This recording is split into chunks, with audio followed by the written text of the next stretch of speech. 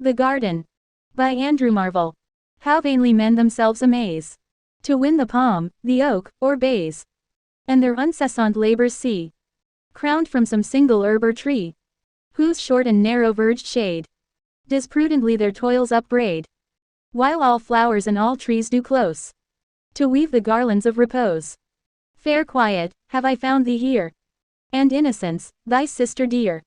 Mistaken long, I sought you then, in busy companies of men.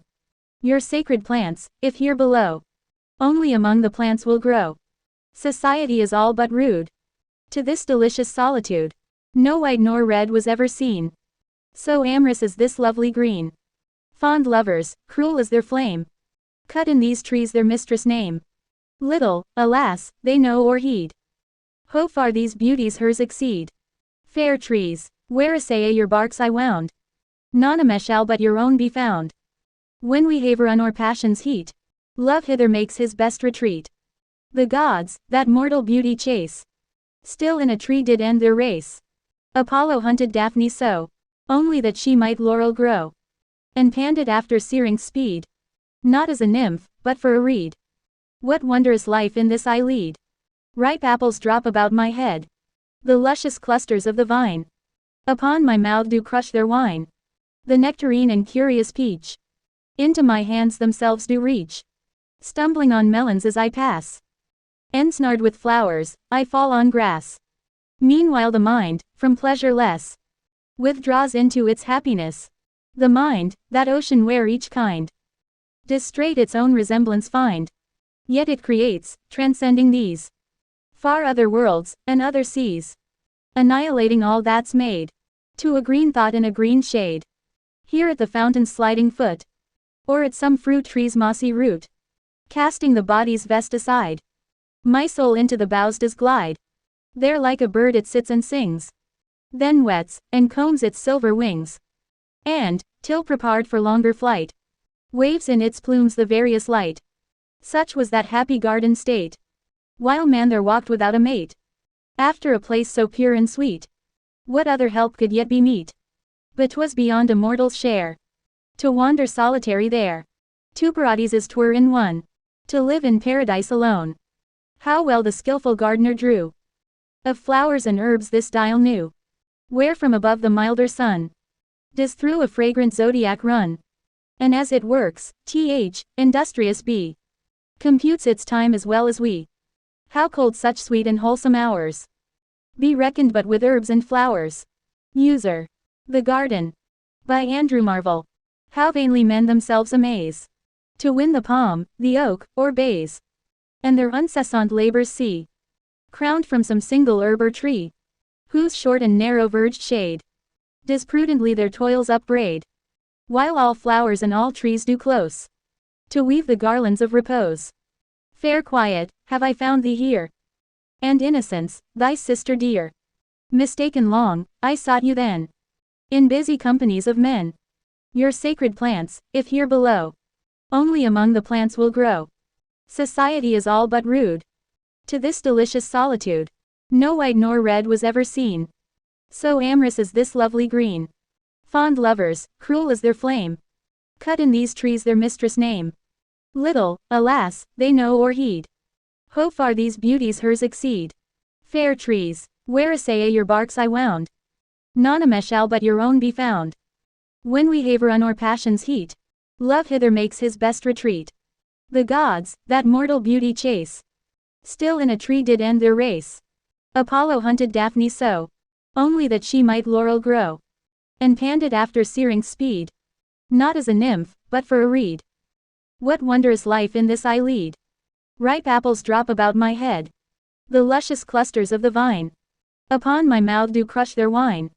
The nectarine and curious peach into my hands themselves do reach, stumbling on melons as I pass. Ensnared with flowers, I fall on grass. Meanwhile the mind, from pleasure less, withdraws into its happiness. The mind, that ocean where each kind does straight its own resemblance find, yet it creates, transcending these far other worlds, and other seas, annihilating all that's made, to a green thought in a green shade, here at the fountain's sliding foot, or at some fruit tree's mossy root. Casting the body's vest aside, my soul into the boughs does glide. There like a bird it sits and sings, then wets, and combs its silver wings. And, till prepared for longer flight, waves in its plumes the various light. Such was that happy garden state, while man there walked without a mate. After a place so pure and sweet, what other help could yet be meet? But 'twas beyond a mortal's share, to wander solitary there. Two paradises 'twere in one, to live in paradise alone. How well the skillful gardener drew of flowers and herbs this dial knew, where from above the milder sun does through a fragrant zodiac run. And as it works, industrious bee, computes its time as well as we. How cold such sweet and wholesome hours be reckoned but with herbs and flowers? Give me line by line explain. Chat GPT. Certainly. Andrew Marvell's poem, The Garden, is a contemplation on the themes of solitude, nature, and the simplicity of rural life. Here's a line-by-line explanation. How vainly men themselves amaze. People amaze themselves in vain pursuits to win the palm, the oak, or bays. The palm, oak, and bays represent symbols of victory and achievement, and their incessant labors see men tirelessly work towards their goals, crowned from some single herb or tree. Success may come unexpectedly, symbolized by a single herb or tree, whose short and narrow verged shade, the limited shade of the tree or herb metaphorically mocks their efforts, does prudently their toils upbraid. The shade wisely criticizes or rebukes their efforts. While all flowers and all trees do close, all flowers and trees collectively participate to weave the garlands of repose. They come together to create a peaceful environment. Fair quiet, have I found thee here? The speaker has found peace and tranquility, and innocence, thy sister dear. Innocence is associated with this peaceful setting. Mistaken long, I sought you then. The speaker admits to seeking these qualities in the company of busy men. In busy companies of men. In the midst of society. Your sacred plants, if here below. The plants associated with peace and innocence are found in this natural setting. Only among the plants will grow. These qualities can only thrive in nature, not in the bustle of society. Society is all but rude. Society is considered uncivilized compared to the peaceful solitude. To this delicious solitude. Solitude is described as delightful. No white nor red was ever seen. No color white or red can match the beauty of green.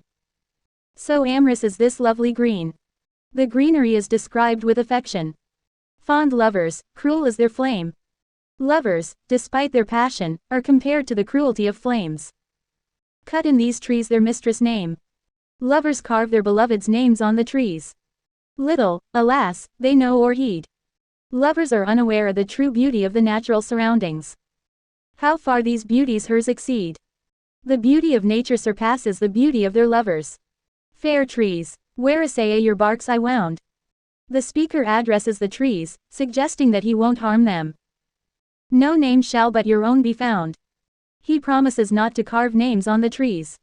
When we have run our passion's heat, after the intensity of passion has subsided, love hither makes his best retreat. Love finds its best retreat in nature.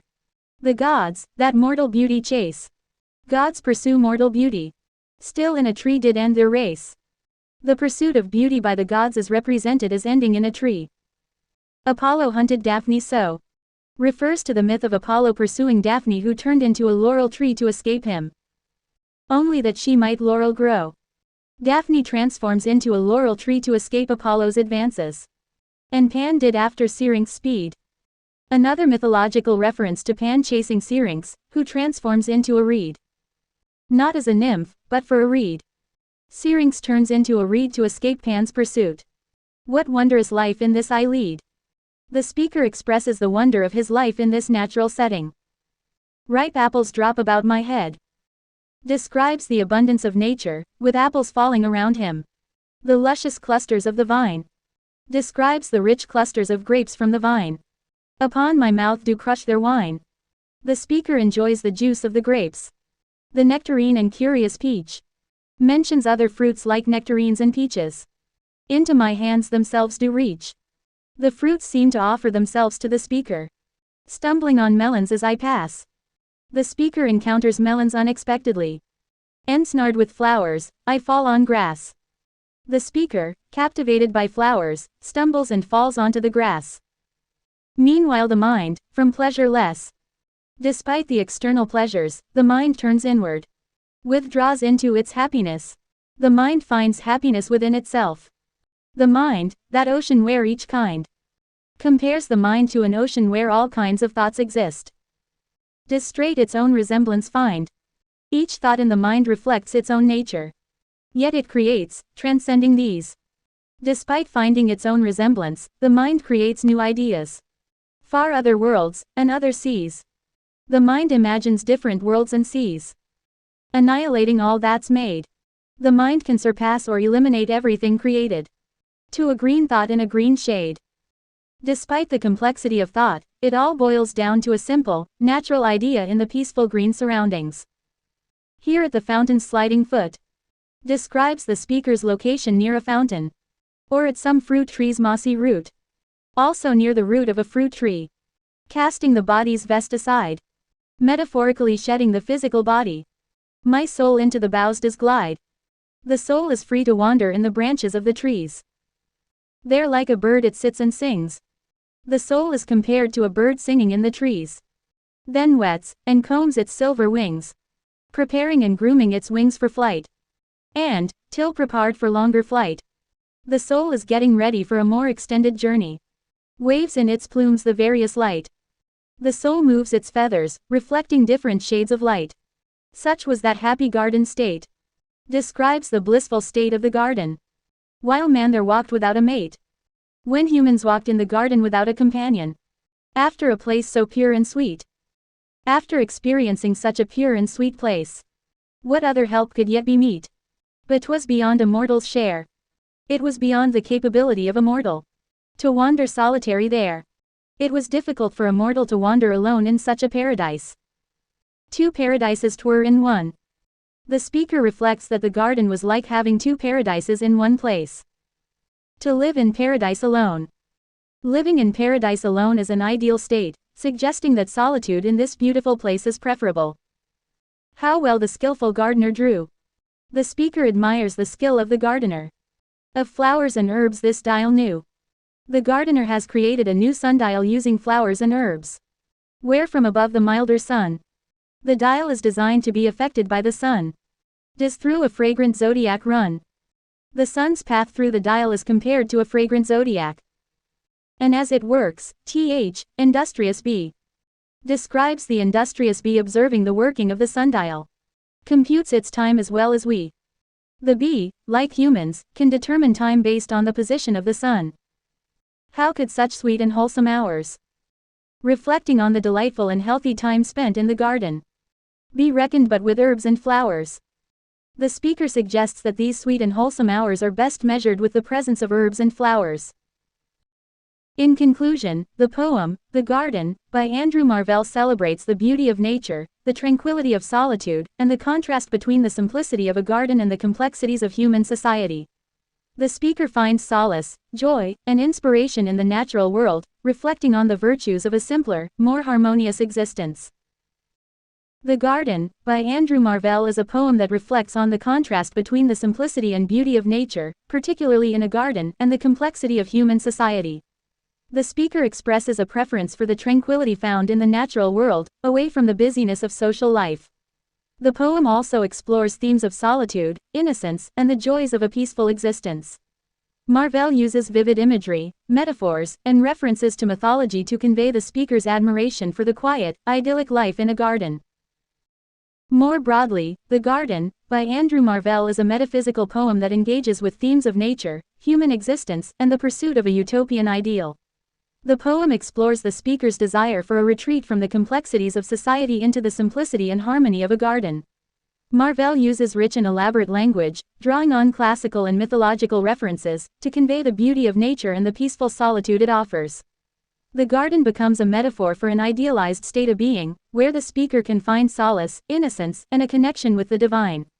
Overall, the poem captures the tension between the artificialities of human life and the natural purity of the world, inviting readers to reflect on the contrasting aspects of existence. Let's delve into a more detailed analysis of The Garden by Andrew Marvell. 1. Nature and solitude. The poem extols the virtues of nature, portraying the garden as a place of tranquility and peace, far removed from the complexities of human society. Solitude in the garden is presented as an ideal state, where the speaker can find respite from the busyness and rudeness of social life. 2. Mythological allusions.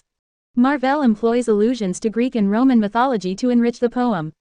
For instance, references to Apollo and Daphne, and Pan and Syrinx, evoke themes of pursuit and transformation, emphasizing the enduring connection between nature and myth.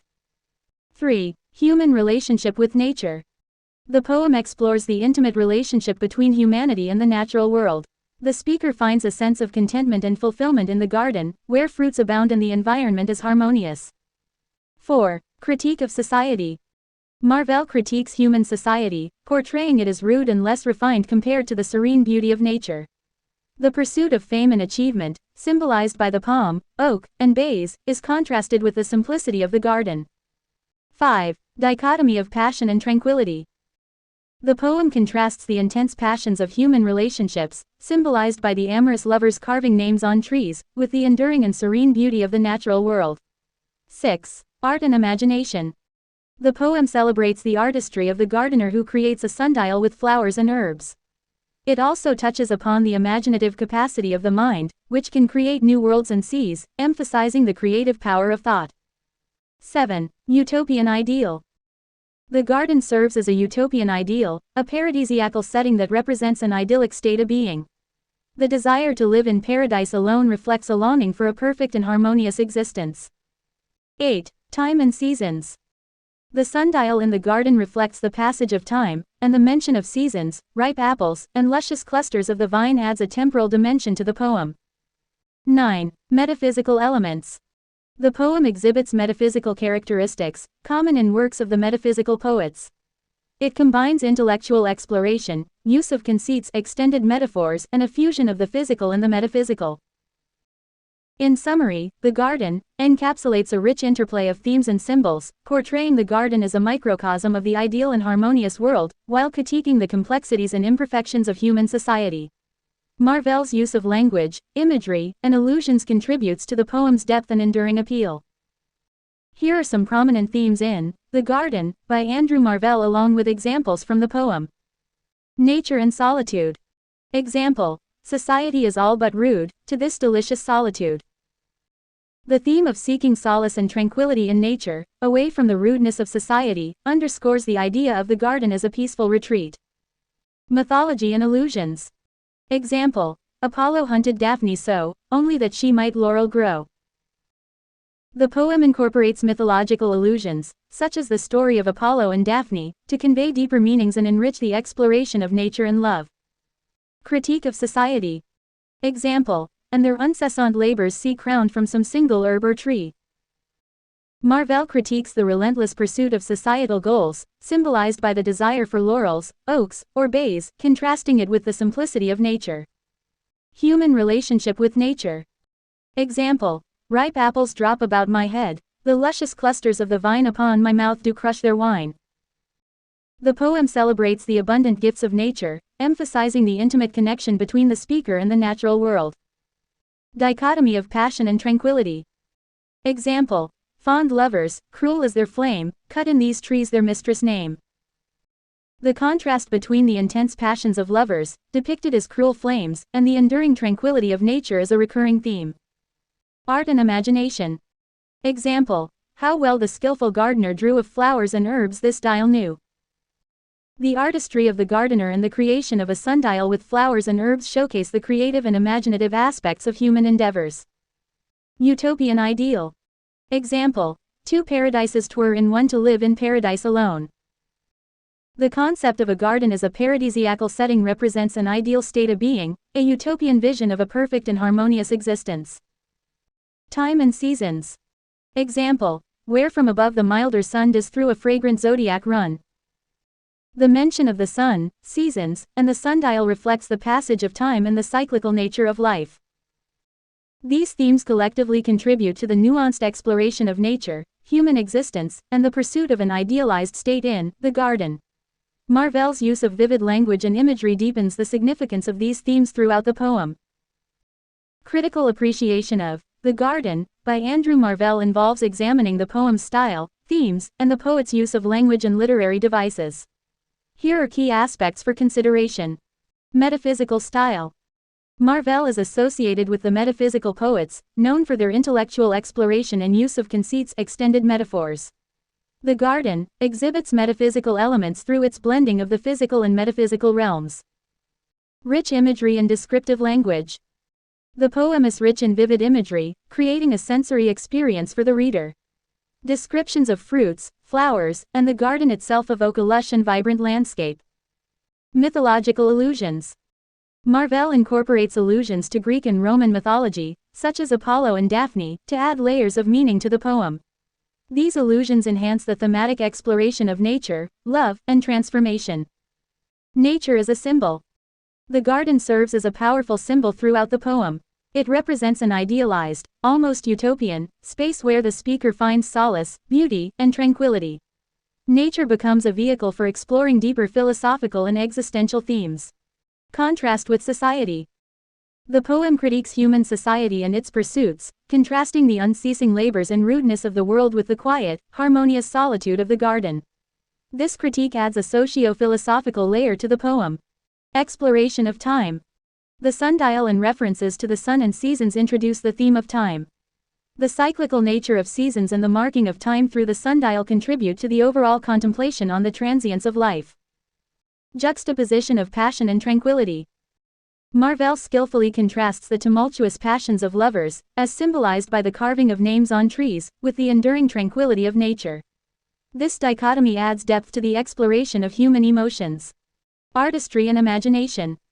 The poem celebrates the artistry of the gardener and emphasizes the imaginative capacity of the human mind. The creation of the sundial with flowers and herbs showcases the creative potential within the natural world. Philosophical reflections. Marvell engages in philosophical reflections on the nature of existence, the relationship between humanity and the divine, and the concept of an idealized state. The poem invites readers to contemplate the complexities of life. Musicality and rhythm. The poem is arrhythmic in musical quality, with its use of meter and rhyme. This contributes to the overall aesthetic appeal and memorability of the verses. In summary, The Garden is a multi-layered poem that invites critical appreciation for its metaphysical elements, rich imagery, philosophical reflections, and skillful use of language. Marvell's ability to blend the earthly and the divine, the tangible and the abstract, makes this poem a classic example of metaphysical poetry. Let's delve into a critical examination and commentary on The Garden by Andrew Marvell. 1. Nature and the idealized garden. Marvell's portrayal of the garden as an idealized space is a recurring theme. The lush imagery and vivid descriptions create a utopian setting that contrasts with the imperfections of the real world. The garden becomes a symbol of purity and tranquility, offering an escape from the complexities of society. 2. Critique of society. Marvell presents a critical view of human society, describing it as rude, and contrasting it with the peaceful solitude of the garden. The pursuit of fame and worldly achievements, symbolized by the palm, oak, and bays, is depicted as vain and unfulfilling. 3. Mythological allusions. The use of mythological allusions adds depth to the poem. The stories of Apollo and Daphne, Pan and Syrinx, provide a backdrop for exploring themes of pursuit, transformation, and the enduring connection between nature and myth. 4. Dichotomy of passion and tranquility. The contrast between the fervent passions of lovers carving names on trees and the enduring tranquility of the natural world creates a nuanced exploration of human emotions. This dichotomy suggests that, while human passions may be intense, they are fleeting compared to the timeless beauty of nature. 5. Time and seasons. The references to the sundial, the sun, and the changing seasons introduce a temporal dimension. The poem reflects on the passage of time and the cyclical nature of life, adding a layer of contemplation on the transience of human existence. 6. Artistry and imagination. Marvell celebrates the artistry of the gardener and emphasizes the imaginative capacity of the human mind. The creation of the sundial with flowers and herbs showcases the transformative power of human creativity within the natural world. 7. Metaphysical characteristics. As a metaphysical poem, The Garden exhibits intellectual depth and explores abstract concepts. Marvell blends the physical and metaphysical realms, engaging the reader in philosophical reflections on life, nature, and the human condition. 8. Aesthetic appeal. The poem's rhythmic and musical qualities contribute to its aesthetic appeal. The carefully crafted meter and rhyme scheme enhance the overall beauty of the verses, making it a memorable piece of literature. 9. Philosophical reflections. Marvell engages in philosophical contemplation throughout the poem. The speaker reflects on the nature of existence, the relationship between humanity and the divine, and the pursuit of an idealized state. The poem invites readers to ponder existential questions. In conclusion, The Garden is a complex and multifaceted poem that invites critical examination on various levels. Marvell's masterful use of language, rich imagery, and exploration of profound themes contribute to the enduring appeal and significance of this metaphysical work. The poem stands as a testament to Marvell's ability to intertwine the earthly and the divine in a thought-provoking and aesthetically pleasing manner.